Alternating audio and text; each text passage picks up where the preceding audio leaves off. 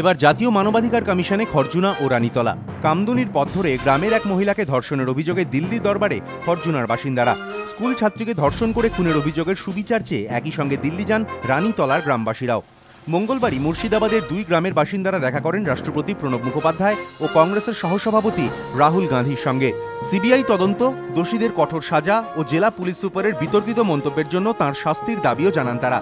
ওই দিনই দেখা করেন জাতীয় মহিলা কমিশনের চেয়ারপারসন মমতা শর্মার সঙ্গে। বুধবার সকালে তারা যান জাতীয় মানবাধিকার কমিশনের দফতরে। কমিশনের চেয়ারম্যানের সঙ্গে দেখা করে একটি স্মারকলিপি তুলে দেন দুই গ্রামের বাসিন্দারা। সেখানে জেলা পুলিশ সুপারের মন্তব্যের প্রতিবাদ জানানোর পাশাপাশি ঘটনার সিবিআই তদন্তের দাবিও করেন তারা।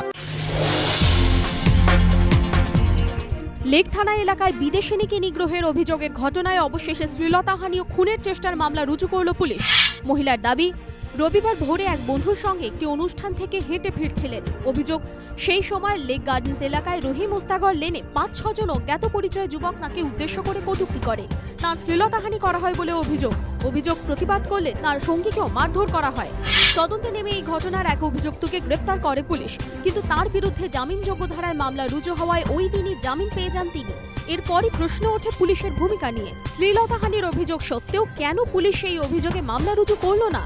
এরপর মঙ্গলবার এই ঘটনায় আরও ৩ জনকে গ্রেপ্তার করা হয়। তাদের বিরুদ্ধে ভারতীয় দণ্ডবিধির ১১৪, ৩২৩, ৩৪১ ও ৫০৯ ধারায় মামলা রুজু করা হয়। কিন্তু এবারও শ্লীলতাহানির অভিযোগে মামলা রুজু করা হলো না কেন? তার অবশ্য কোনো স্পষ্ট ব্যাখ্যা দিতে পারেনি পুলিশ। এরপর বুধবার ধৃত ৩ জনকে আলিপুর আদালতে তোলার সময় পুলিশের পক্ষ থেকে ২টি জামিন অযোগ্য ধারায় মামলা যোগ করার আবেদন করা হয়। শ্লীলতাহানির অভিযোগে ৩৫৪ ধারা ও খুনের চেষ্টার অভিযোগে ৩০৭ ধারা। বহুদিন পর কলকাতায় বিসিসিআই এর হাই প্রোফাইল বৈঠকে দেখা যাবে না এন শ্রীনিবাসনকে। ঘনিষ্ঠ মহলের শ্রীনি জানিয়েছেন, ক্রিকেটীয় সব বিষয় থেকে তিনি আপাতত ছুটিতে। কিন্তু বোর্ডের অন্দরমহলের খবর, চেন্নাইয়ের বৈঠকে সিদ্ধান্ত হয় তদন্তে ক্লিনচিট না পাওয়া পর্যন্ত বোর্ডের বৈঠক থেকে বিরত রাখা হচ্ছে শ্রীনিকে। বোর্ডের সংবিধানে যাই থাক, পাল্টা চাপের খেলাতেই কলকাতার বৈঠক থেকে দূরে রাখা হয়েছে চেন্নাইয়ের কর্তাকে।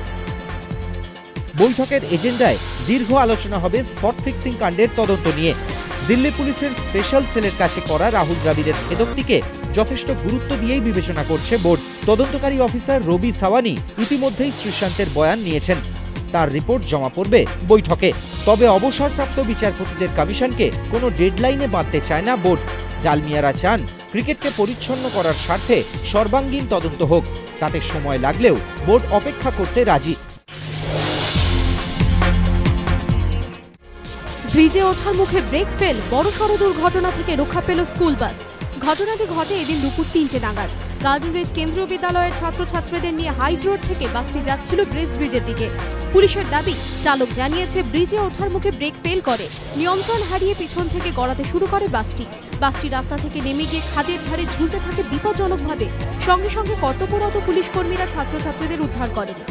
দুর্ঘটনার পর রেকার দিয়ে বাসটি তোলা হয়, আটক করা হয় চালককে।